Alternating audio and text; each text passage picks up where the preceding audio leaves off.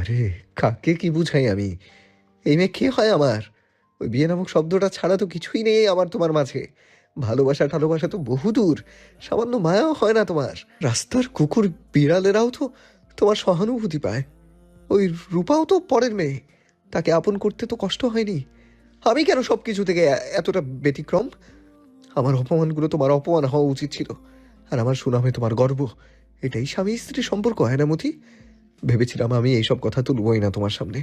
সব ভুলে থাকবো, সয়ে যাব। তুমি নিজ থেকে এসে কথা বলবে আমার সাথে।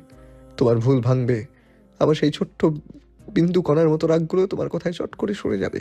তুমি রাগ ভাঙাবে, একটুখানি অনুতাপ নিয়ে তাকাবে। কিন্তু তুমি ওই ছোটখাটো ইস্যু নিয়ে, যার কারণও কুহেরি, সেটার দায় চাপিয়ে দিচ্ছ আমার ঘাড়ে।